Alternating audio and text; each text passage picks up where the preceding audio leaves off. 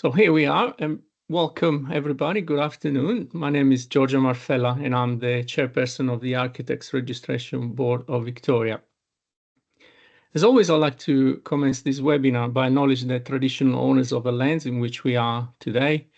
In particular, I'm in the land of the Wurundjeri people of the Kulin Nation, and I take this opportunity to pay my respects to the elders past and present. So welcome back to another ARBV webinar, which is valid for CPD, continuing professional development. Now, in order to participate, we are about to share now a QR code that you can see in the screen. And there'll be also opportunities throughout the presentation to scan for those who may be coming along the way. I also mention the fact that this webinar will remain available for 24 hours for those who may not be able to attend it live, like most of you right now here. And you will be receiving a certificate upon the completion of the questionnaire that is provided today. I also remind you that CPD is mandatory in Victoria. It's a requirement for all the architects that are registered in our state, and the ARBV monitors and audits the compliance with this requirement. Now, we are obviously here today with some guests. We are committed to continue to provide these webinars on a fairly, recurrent frequency or on a monthly basis, primarily. And our intent is obviously to provide support to architects and ensure that we give you awareness of potential risks as well as responsibilities that we hold as architects. So in this line today, we have two guests. We have Paul Viney and Jenine Birney, who are here to talk about business management and potential risks that may relate to those, and also to give us an overview of the legal obligations that architects have in fulfilling their roles, particularly in roles of leadership and in management of practice. And so Paul Viney is probably known to many of you because he's one of the leaders of a peak body of the architectural profession, the Association of Consulting Architects, and Paul is the national president of the ACA at the moment. And Jenine Birney instead is the finance manager and a senior principal at Lions. So with this, I can simply hand over to Paul, and then I'll be back as always for some Q&A towards the end. So thank you, Paul.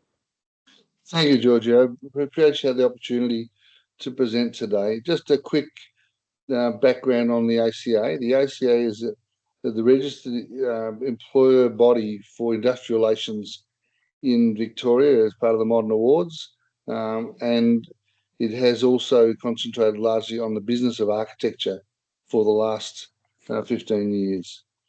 We have several key planks, including being a voice. I'm just going to minimize that. A voice for the architectural business through thought leadership and advocacy. We provide support to business with industrial and employment advice. We've developed a range of business support tools for practice of all sizes. We provide access to industry research, data, and best practice benchmarking. We represent employers in discussions with the government and the Fair Work Commission. Ultimately, the ACA's mission is to assist architects to run successful, sustainable, and profitable businesses. And thus the conversation for today. What are our obligations?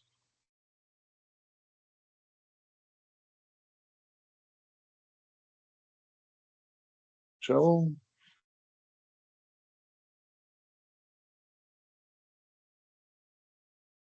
So what are the legal obligations in an architectural practice? And they vary, and I'll be touching on those that relate to the registration process and Registration Act, the regulations and the Code of Conduct.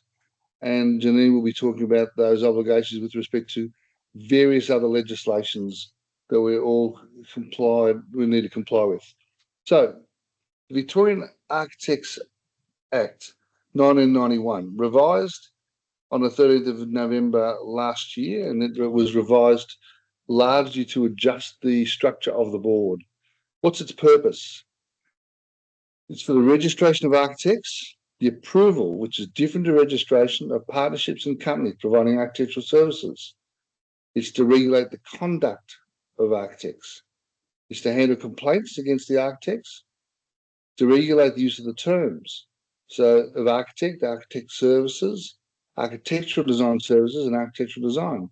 So there can be clear differentiation in the industry as to who is an architect and who is not. And it was also established the Architects Registration Board of Victoria.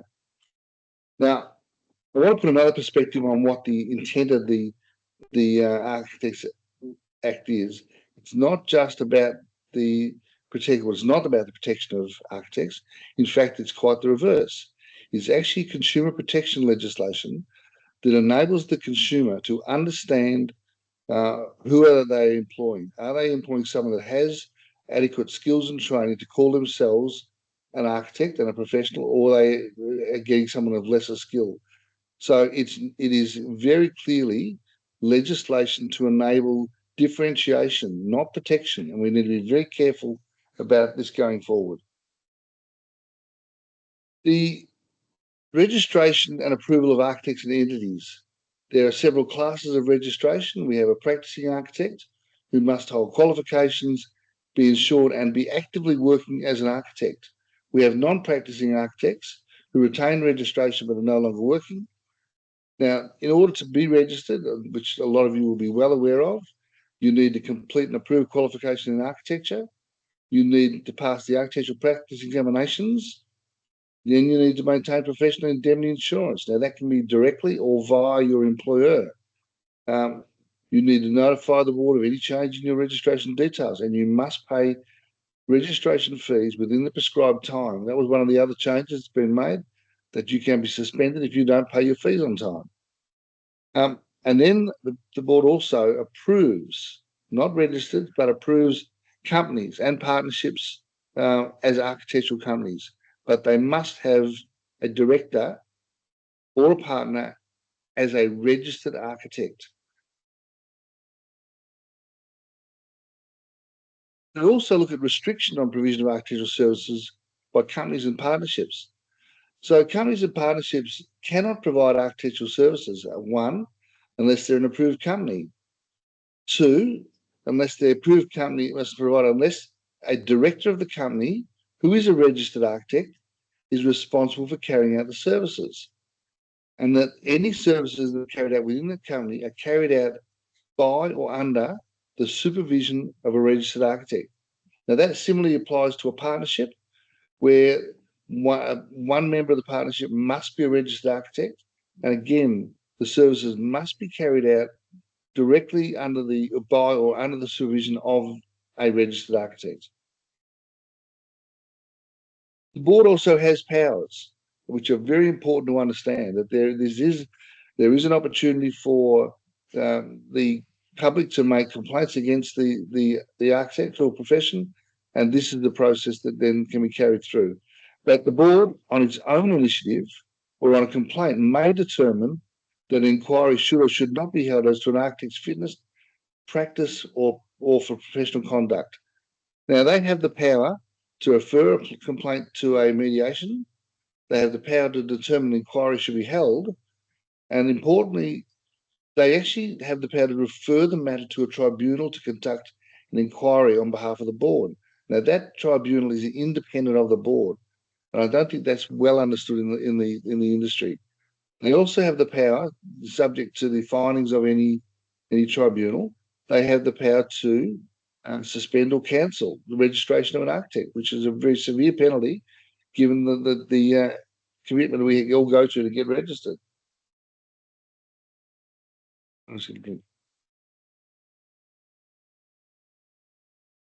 Interestingly, the way in which the legislation is structured is the Victorian Architects Regulations 2015, the authorised version is in May. They actually prescribe underneath the Registration Act what an architect can and can't do. So what's its objective? It's to regulate the professional conduct of architects, to ensure we're acting appropriately. It prescribes procedures for the registration of architects and the approval of partnerships and companies. It prescribes annual fees for application for registration or approval. It prescribes the fees for application for annual fees and for the fees for the application, sorry. It also prescribes the procedure for nomination of architects to the registration board, which did change significantly in the last Act update, and prescribes the professional code of conduct for which an architect is bound. What are our responsibilities? Our responsibilities under the Architects Regulation 2015, professional conduct, and this is very important. Architects must adhere to high professional standards, including standard of practice, compliance with the Victorian Code of Professional Conduct. Unprofessional conduct or breach of the code or failure to comply with registration requirements may lead to disciplinary actions. And that's where the board comes back into play. Board oversight. The Architects Registration Board of Victoria may issue guidelines, provide compliance advice, and conduct inquiries into potential misconduct. Where we get down to the nitty-gritty is really when we look at the Code of Conduct, which is Schedule 1 of the regulations. Now, they define it under 5 categories, but what it does, it defines it establishes the ethical and professional standards that architects in Victoria must follow. So Division 1 sets out, and we'll go through these individually. Division 1 is architectural services, client relations, architectural practice, approved partnerships with companies and approved companies, and dues to the public and the profession. I think it's really important to understand that our duty as an architect goes far beyond that of just providing services to a client. We have social and we have ethical obligations that override these things, that we can't just do something because someone tells us that's what they want done. We need to make decisions in our own right as to the appropriateness of what we're doing. Architectural services responsibility, broken down into 4 parts. Reasonable standard of conduct. And again, this is a straightforward but absolutely fundamental to what we do. We must act honestly. We must take reasonable care, and that term reasonable is again a term defined by law. And we must comply with all laws, which we're going to outline a whole lot of these today. We need to have suitability to perform and knowledge of the services. Architects must ensure they have appropriate skills and experience, and the services must be provided promptly and within agreed timeframes. Again, as architects, we have to be very careful that we do not just accept commissions because we can. We need to make sure that we do have the resources, we do have the expertise, and we do have the time in order for us to perform the duties.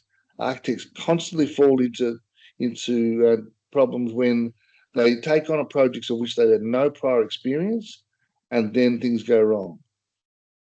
Architects must also have approval of the documents, and architects must not sign off documents they have not reviewed or supervised. You cannot take another party's work from a third party and put your signature to it and put it under your name. So we've got to be very careful that we do not use our name on others' work, but we also need to be very careful that when we're signing off documents, we have actually checked those documents. You can't sign off a document that you haven't had direct involvement on. So again, that's a danger with the way we use CAD these days, because we often have on our title blocks the signature's already there. So we have to be very careful we're not breaching code in that sense. We have significant client relations responsibilities defined by the regulations. One of the areas where we have most problems is written agreements. All work must be based on a formal contract, which should outline scope of works, fees and payment terms, timeframes, and procedures for change to the contract. We cannot act on on a verbal request. We must do everything in a written contract. And the number of times we see that this is occurring, this is where we end up with architects in all sorts of bother. When we're administering a building contract, we need to be very mindful that although we are paid by the client, we must act independently in the process. If we're administering the contract, we must act fairly, diligently, and impartially. We're in fact the arbitrator of the situation, so we cannot favour either party in any decision that we make. Fees and costs. We must regularly invoice our client, and the fees must not exceed the agreed amount. So again, we need to make sure we have a contract in place, we have terms and conditions for being paid, and we follow those terms and conditions. So we don't hijack the client at the end with a whole lot of variations to our scope that he's unaware of. One of the key areas for dispute, one of the key responsibilities as an architect is to keep the client informed and provide timely response to inquiries. Now, that's inquiries by both the client, by the authorities, by the builder. There's lots and lots of disputes that occur where the architect has been accused of not providing the information back in a timely manner. So we need to define that. And we need to ensure that the decisions required from the client are clearly communicated. We need to use language that is easily understood. We need to put things in writing. Architects must not disclose client information without consent. So we cannot put things up for awards, for example, without actually seeking the approval of the client. We cannot publicise it without seeking approval. We're putting on our website. We should be, again, seeking their approval. And we cannot have a conflict of interest. Any actual or potential, and I will highlight potential conflicts of interest, must be disclosed in writing. So then it's a choice of the client as to whether they wish to proceed or not.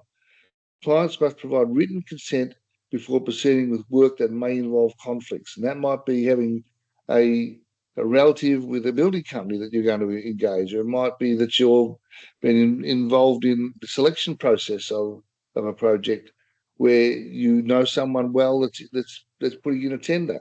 So we have to be very careful that the advice we give is independent. We need to withdraw our services if we think that's not the case.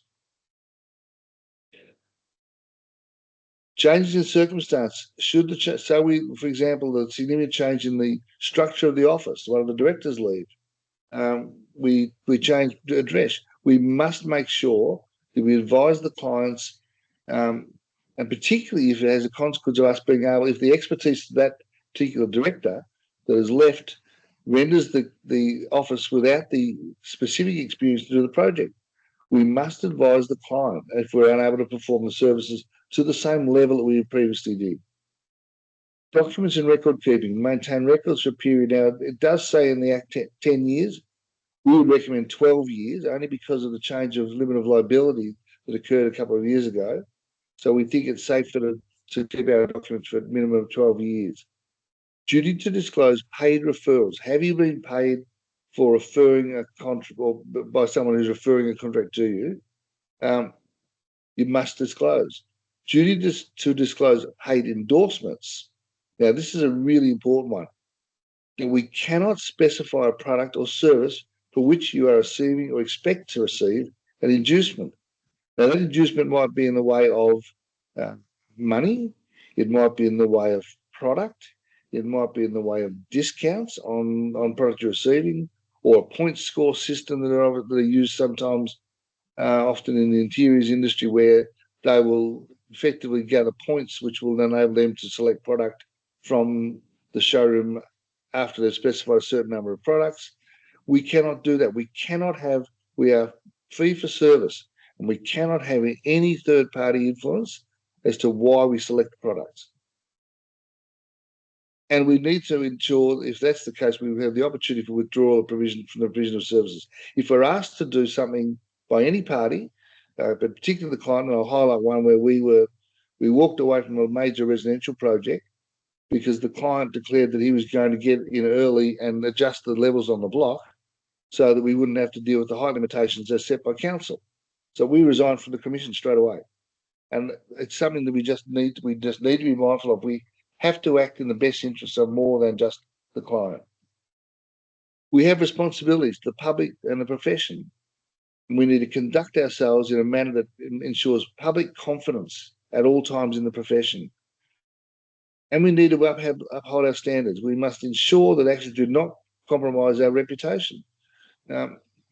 It's very easy, as we all know these days with social media and the like, for our reputation to be tarnished very quickly. And we have an obligation to protect this profession and ensure that we move forward with confidence from the public.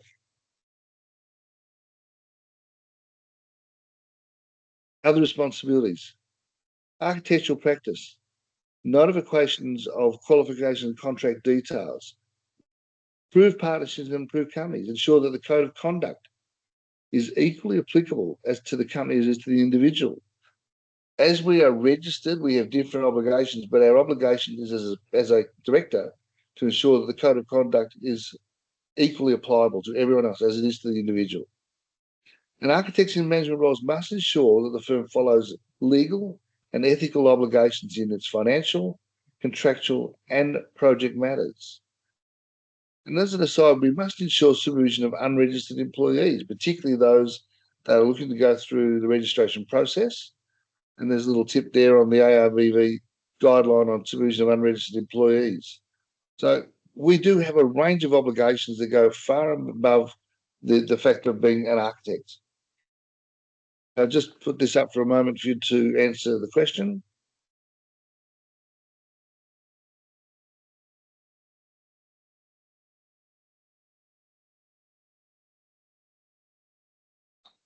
Okay, moving on. The answer is all of the above.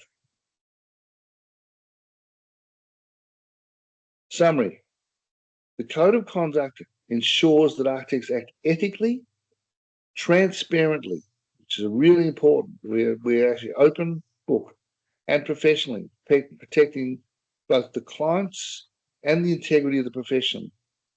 And be mindful, if we don't comply, it may lead to disciplinary action by the Architect Registration Board of Victoria, of which none of us want to be in that position, but we have other reasons to do that, is because we all want to act in the best interests of our planet and our people. Just a second question.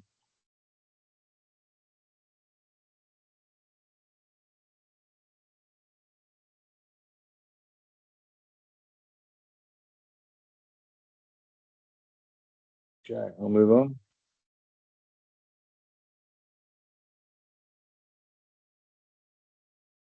Okay. Now I'm going to hand over to Jenine. I'll stop sharing and Jenine will take over.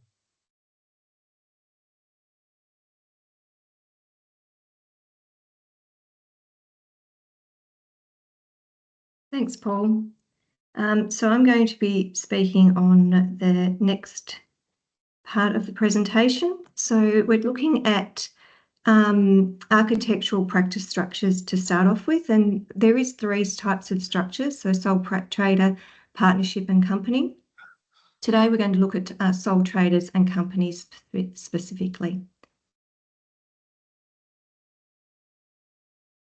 Responsibilities of a sole trader. Under the in Victoria, sole traders have specific legal obligations under the Corporations Act of 2001, the Business and Licensing Authority 1998.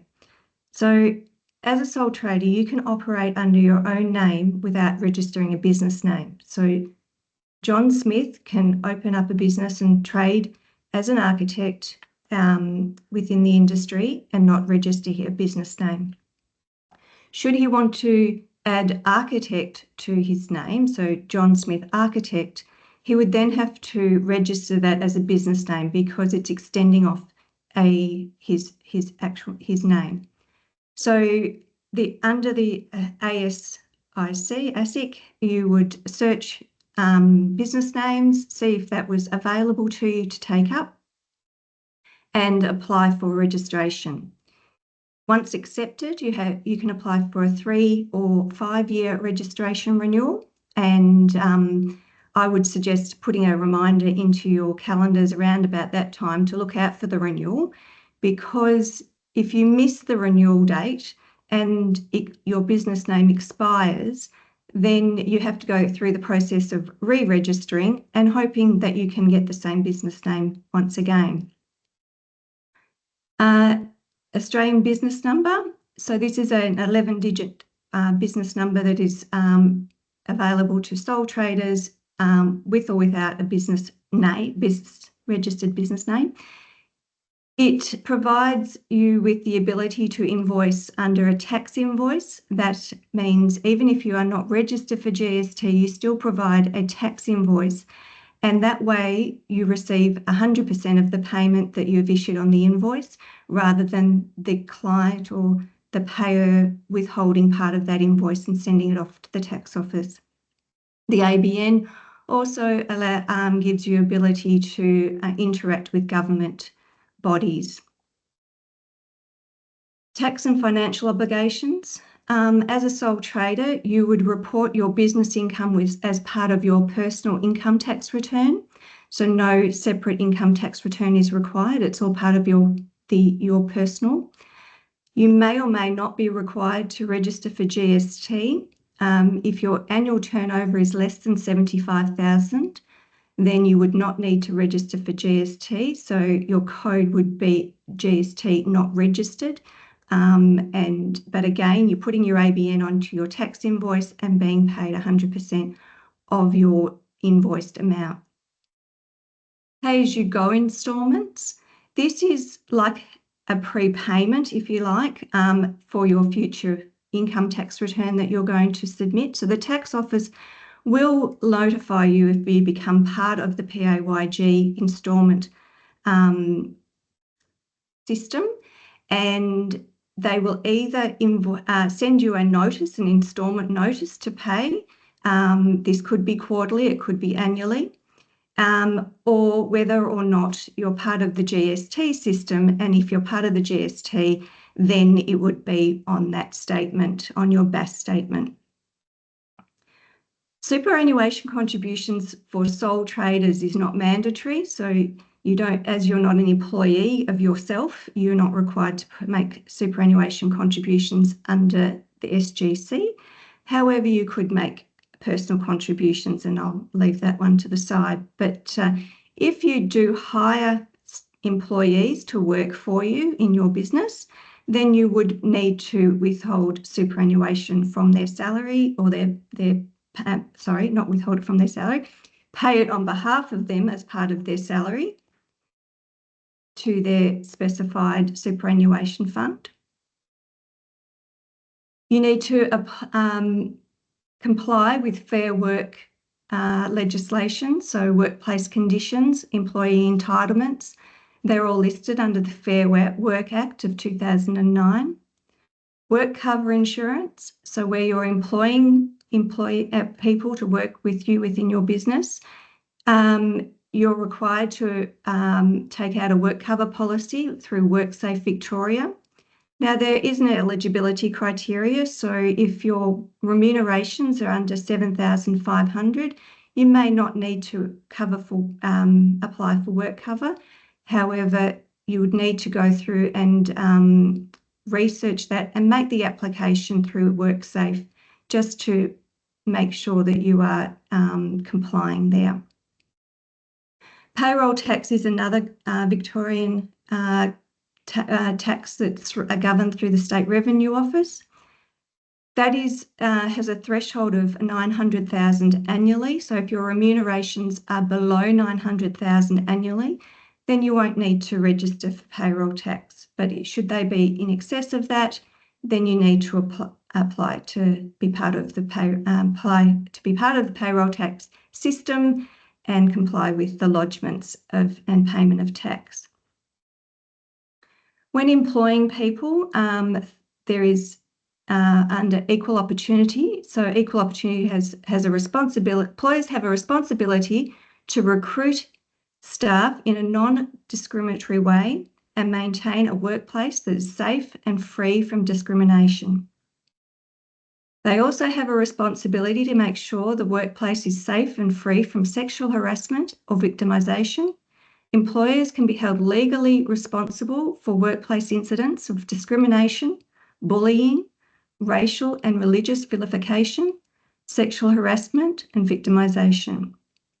It's really important to note that you as an employer, you're not only bound by what happens within your office, you're also bound by what happens out externally on site, where you've got employees interacting with clients or consultants. It's just about providing a safe working environment for everybody.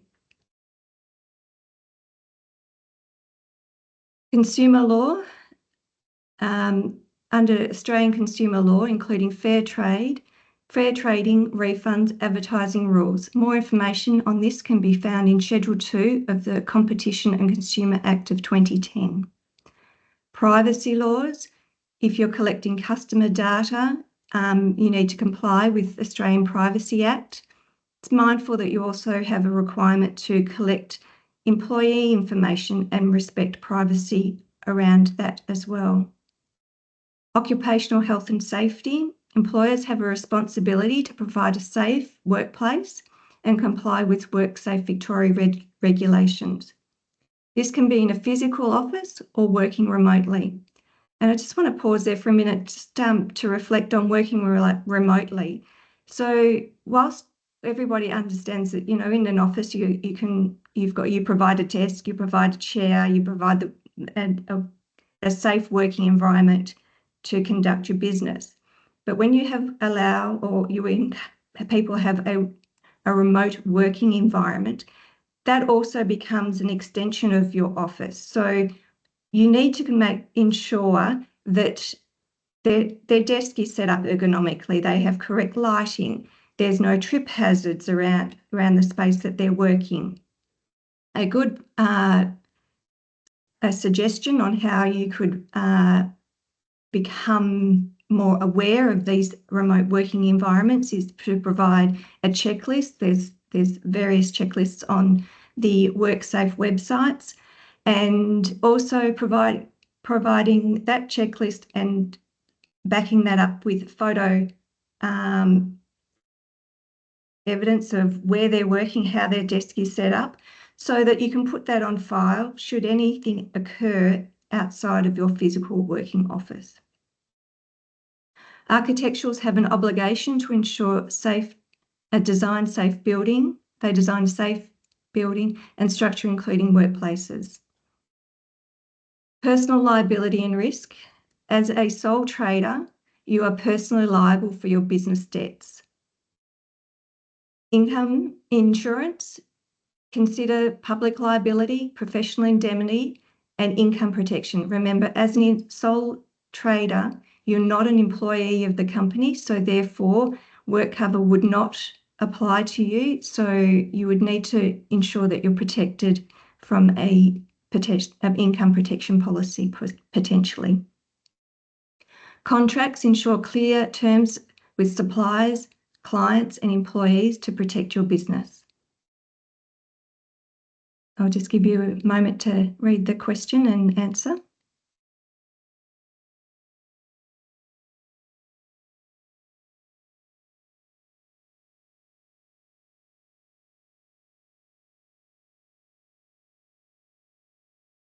Directors' duties under the Corporations Act. So we're moving away from being a sole trader and moving into being a director of a company, so a company Pty Ltd.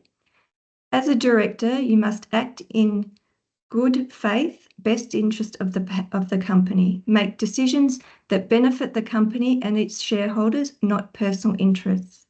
Exercise care, skill, and diligence. Act responsibly to ensure the company is managed properly. Prevent insolvency. You must not allow the company to trade if it cannot pay its debts. Personal liability can arise if you continue to trade whilst insolvent. Avoid conflict of interest. Disclose any personal interest that may conflict with company affairs. Ensure financial records are kept. Maintain a proper accounting records and ensure annual financial reports are prepared and, if required, audited. Just to pause on there for a moment. So when you do prepare your company tax return, maintaining records post your last tax return lodged. So if you lodge your 2024 tax return, the tax office has a 5-year record keeping requirement. So that would mean anything beyond pre-2019 technically would not need to be kept. As a conservative accountant, I always urge on the 7-year rule. Ensure the company complies with the laws. The company must also follow tax laws, employment laws, consumer laws, and industrial relations. As being a part of a company, as being a company, you and registered with ASIC as a company, you are required to lodge an annual return with ASIC. This details what the directors, the shareholders, and the company secretary. It has the registered office and business address, so for any official notifications that need to be sent out. And also, if you are changing directors or shareholders or making any changes to updating addresses, things like that, those changes need to be notified to ASIC within 28 days. Taxation and financial responsibilities. As we talked about, Australian business number, it's the company. This is moving away from sole trader. So as a company, you would have a company ABN, you would have a company tax file number and lodge a company tax return. Company income tax is a flat rate of 25% for small businesses presently. Goods and services tax. So if your company is turning over more than 75,000, you must be registered for GST. PAYG withholding. This is moving away from the instalment. This is about being an employer and employee. So having employees, directors can be employees of a company as well. They must withhold and remit PAYG tax to the tax office either 7 days after you have processed a payroll, depending on the size of the company, or as part of your BAS statement. Superannuation guarantee. The company must contribute 11.5% to a superannuation fund of the employee's choice or a part of the what is within the default fund within the award. Fringe benefits tax. If a company provides a benefit to an employee, they must register or they must submit, an FBT return. And just to complicate things, the FBT year runs from the 1st of April to the 31st of March and doesn't follow a financial year. And we've just finished the FBT year now, so everyone that is required to submit an FBT return would be getting the information gathered to be able to complete that return. Fair Work compliance. So under the Fair Work Ombudsman, that sets out the minimum wages conditions, unfair dismissal protections, and under Fair Work Act 2009. So the Fair Work Ombudsman sets the minimum standards under the NES. However, if there is an industrial award, so for the architectural award, they may have more standards within that award that exceed what is the minimum through the Fair Work Ombudsman. For example, within there's 10 minimum standards, and one of them talks about the maximum working week.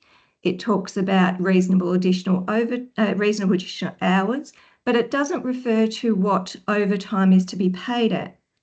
Within the architectural award, it specifies if someone works overtime, they are to be paid at 1.5%.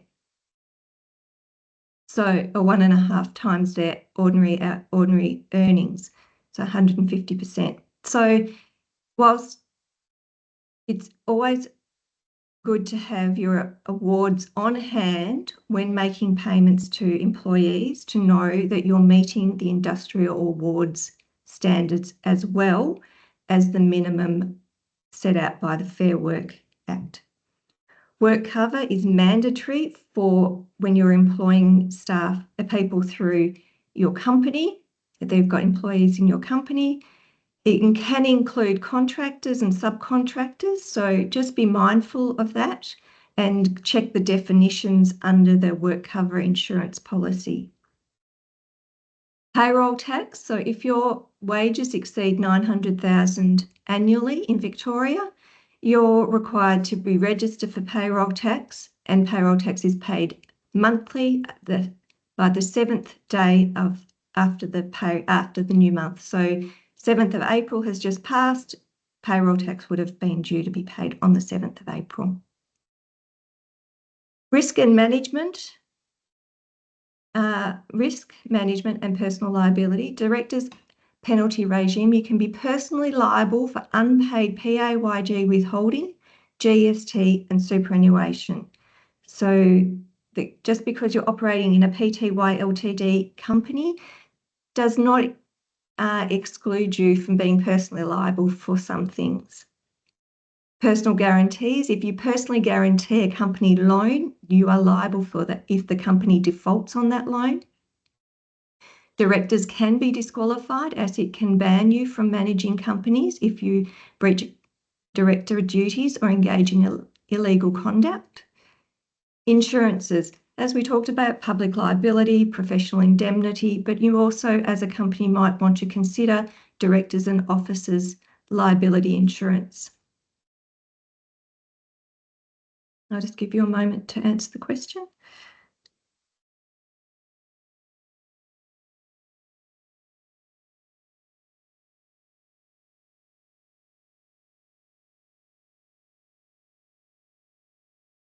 I'll hand back to you, Paul.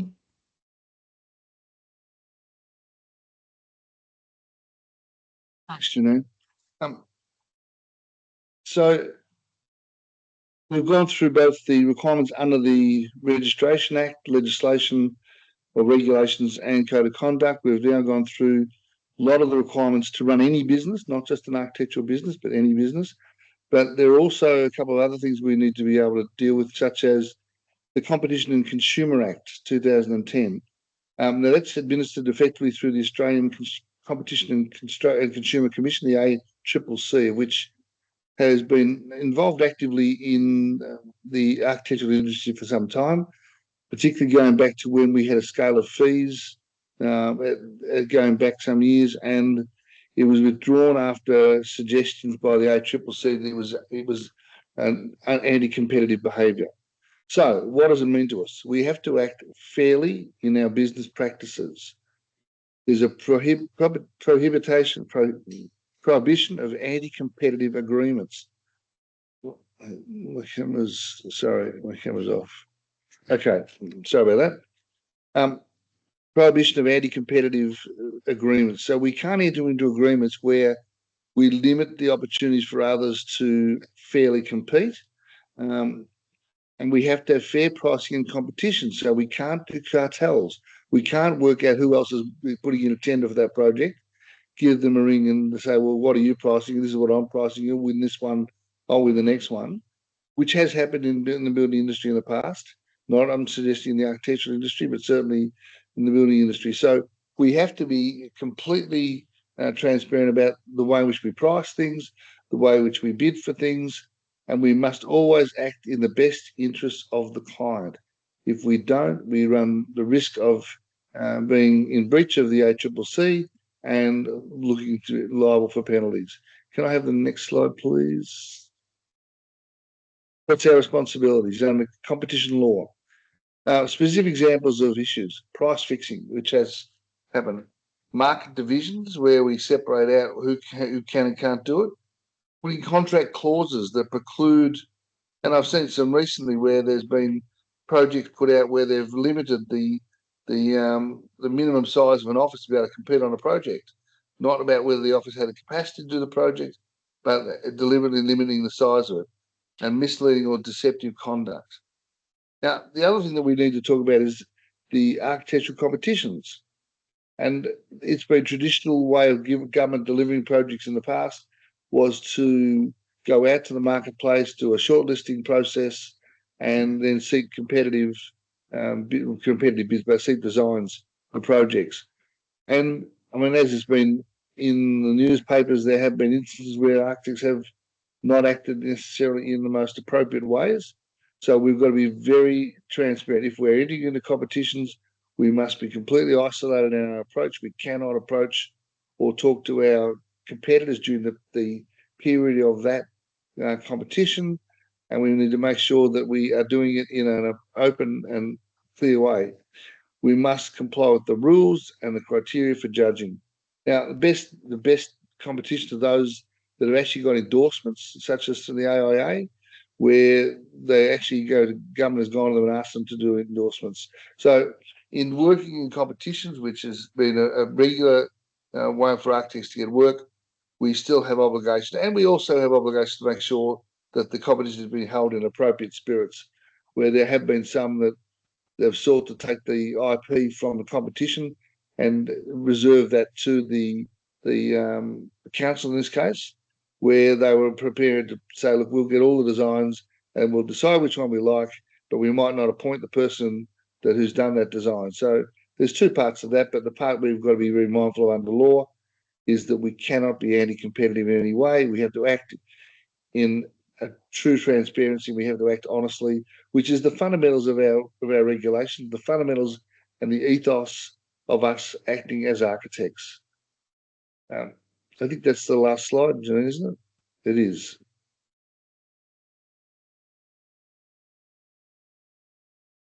Thank you, Paul. Thank you, Jenine. Quite a lot of information, I suppose, that reminds us of all the many obligations we have in our profession. Now, I've got several questions that came up. I'll try my best to go through all of them, but might be tight. There's a couple of things, but the first one relates to one point you made, Paul, about the role that architects have as an independent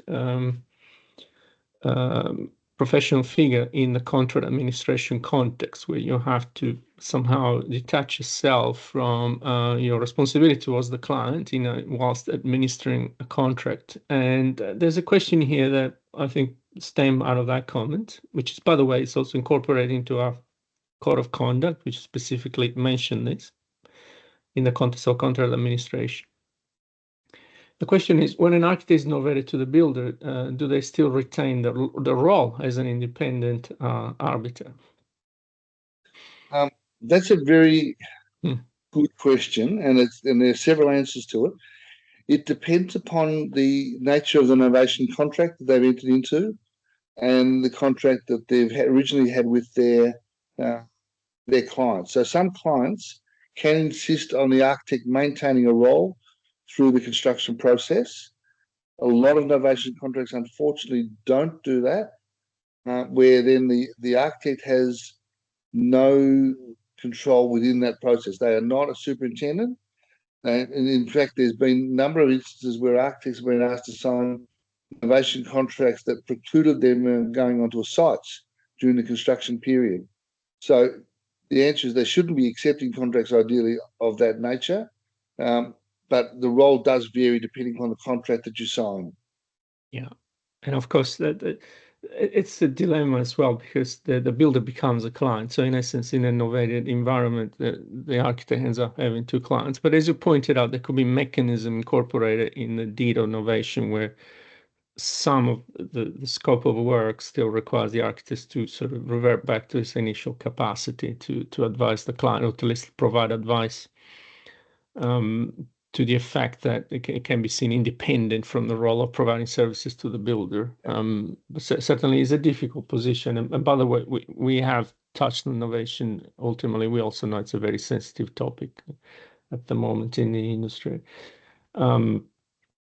The next question is actually two questions that I'm going to try to sum up a bit. It's the idea of how to manage temporary contractors, in particular from the perspective of a sole practitioner.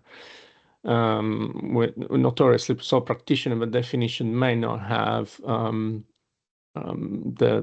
environment of an office or a company in which contractors can be somehow embedded. So the questions asked here: what is the best way to hire staff as temporary contractors when you're a sole trader without a physical space? That's one component.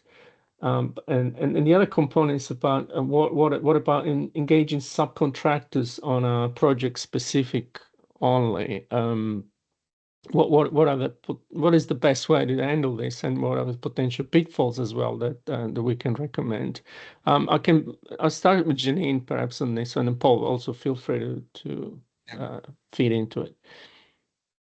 Sorry, just repeat the question for me again. So the first question is, what is the best way to hire staff as temporary contractors when you're a sole traders and you do not have a physical office space? Yeah, so even if you do not have a physical office space where if you're hiring people to work in a business that you're operating, then it's a good practice to get a checklist and WorkSafe have a checklist to ensure that they have a safe working environment. Take photos of their working environment to satisfy yourself that you are providing a safe place for them to work. And therefore, I mean, ideally in the best practice, you'd go out and inspect the workplace, but that's not going to happen on every time. So photos, checklist, to keep those on file should something happen to that person that's working for you. Yeah. So in essence, even if it's a temporary contract, it does not change really the responsibility. No, you still have a responsibility for anybody that you're engaging to work in your business. And there's another side, it's a different question, but I think on a similar topic, which is if a sole trader engages a subcontractor, this is but on a project specific only. So this seems to be more of a case of is that a subcontractor to a project where that's not exactly that's not what I was sort of getting to. Exactly. No. That this is more of a consultant arrangement or correct. So I'll talk a little to that. Under the modern award, you have a casual employee that you can appoint someone on an hourly rate base for a defined period or a defined project. So the two ways you would look to do that, you can define, if you have a full definition of the scope of work, you can then subcontract it to a third party, and that third party takes on a scope of works for a defined sum of money. Or you can employ them as such, as a casual, to which you employ them on a defined hourly rate, whether they are in your office or, as Janine's described, in a remote office. Your obligations remain the same, whether they are remote or whether they are in your office. I agree 100% with what Jenine said. Yeah, perfect. Yeah, so obviously there's two options. One is the external consultant pathway, but casual or non-casual, once it becomes an employee, you have all the responsibilities we've highlighted. And recently, I suppose that the threshold also responsibility for casual has been rising traditionally, so we have to be more aware. And again, on similar issue of workplace matters, this is a more specific question about how can you reasonably assess the working condition from home where people have young children.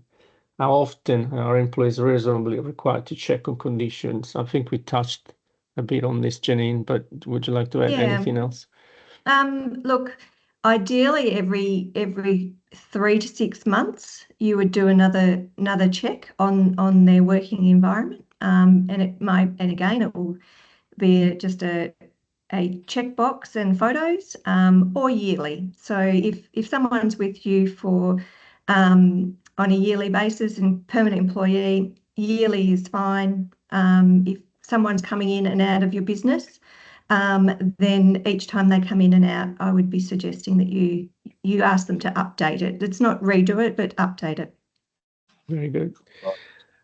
Paul, anything else to add on that? No, I think that's good advice. No. I think keep it very simple. You can only do what's within your control. I think that Jenine has identified that well. Now, there's also another question that it's a bit long and talks about GST. So I don't know if you had a chance to read it. Jenine, you're probably my best point of contact for this.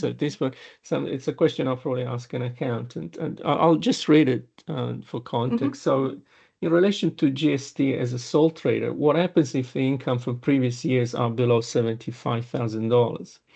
So the GST had not been charged in the invoices paid today. But it happens that the income this year has gone over $75,000. So the question is, I suppose, is like, how do you manage the transition from a non-GST practitioner into a GST practitioner, and does this have some retrospective effects? So I don't believe it wouldn't be retrospective. So the date that you identify that you're going to exceed the 75,000, you register for GST. Once you're registered for GST, at that point on invoices, you would charge GST and remit GST. So you wouldn't go back prior to registration. It's only looking forward. So it's identifying when you are coming close to that threshold, registering and moving into the GST BAS compliance. Very good. Now there's another one that just came up. Where a registered, I'll read it live, so bear with me. Where a registered architect is made a director in a medium to large company that hasn't got any other architects involved and who may not have any effective control influence in the company. Is the architect in that case in breach of the act? Is the company in breach? I'm trying to understand this. So an registered architect made a director in a medium to large company that has no other architects involved and who may not have any effective control. Well, I'm not sure. I mean, I suppose you were talking about probably a company here that is not providing architectural services, because by definition, a company already providing architectural services should have at least one director already there. Correct. So I'm not sure if I can. Do we want to comment on that? I suppose there's another comment as well that's been made, the role of architects in companies that are not necessarily providing architectural service traditionally, but they may still have architects employed. How do we treat those cases? I'll Paul, probably this is take it probably in for a direction, you. Giorgio. That one of the problems, I mean, originally there used to be a definition that 2/3 of the directors were required to be architects on any practice. That changed, so there's no limitation. You can have one director, but the regulations still require you act as an architectural company. And the throughput to that is that if you have a registered architect as a director, but you also have a registered architect supervising directly any project that is being put out as an architectural project or a project from an architectural company. And if you do not have that, then you are, I believe, in breach. The company is not acting in accordance with their requirements. I don't believe necessarily the individual is necessary in that case, but if they are a director, then they will become in breach because of their role as a director. Yeah. Very good. There's another few, so I'll pick one here. I think we spoke about contractual obligation with architects, sub-engineering consultants. This is similar to what we touched on before, but this will be more specific, I suppose. This is the idea of engaging engineers within your scope of works as consultants, and there's a traditional two methodologies about obviously hiring consultants while through the client, where normally architects often provide advice and recommendation who should be given the job, but ultimately it's a contract between the architect and the consultant separately. But I believe here is a question about having consultants under your responsibility, so to speak. Would you like to comment on that, Paul? What is good advice? There are very clearly two ways to approach it. There's the secondary and sub-consultants. Secondary consultants are when they're engaged by the client. Sub-consultants are when they're engaged by the architect. Traditionally, there has been a push for secondary consultants, but the reality of the world is that the great majority of projects in the government sector and in the larger projects, the engineers are subsets of the principal design consultant, basically. Now, they are a consultant. There's a necessity to ensure back-to-back agreements with them, so you have matching PI policies that you can't limit. You can't allow them to limit their liability if you don't have the same limit on liability. So there's a whole lecture you could do on that one. But the reality is, in terms of our responsibilities, you need to ensure that they are appropriately skilled to carry out the work that you're undertaking, that you're not just picking them because they're the cheapest engineer you can buy. They're picking them because they're value for money and can do the work. And basically, you will carry the responsibility for them down the track. So if they are mistakes or errors, they're seen as your errors. They don't go back to the engineer and sue them. They sue you, to which you have to then sue the engineers. Yeah, so it's a high risk. Jenine, would you like to add anything on that? No, that's quite clear. Yes, and as you point out, Paul, that is probably worthy of a separate discussion, and the relationship with consultants, of course, and particularly understanding how they may vary in the context of different procurement methods. It's there's quite a few scenarios that perhaps we have to give it a bit more time in the future. Now we reach 1 o'clock, so I'll take this, and apologies for those who I didn't have a chance to perhaps read your last comments, but I will take the opportunity to thank again Paul and Jenine for the support to us, to the ARBV, and I hope this was useful. Certainly was for me, and it was a good reminder, and we hope it's going to assist you, obviously, in providing better architectural services. I just wanted to remind you that there's an opportunity to complete the questionnaire for another 24 hours. So if you also have colleagues who are not able to be here today, you might want to remind them to take this webinar as well. So with this, I'll see you next time, probably in a month or so, and have a good afternoon, everybody. Bye for now. Thanks all. Thank you.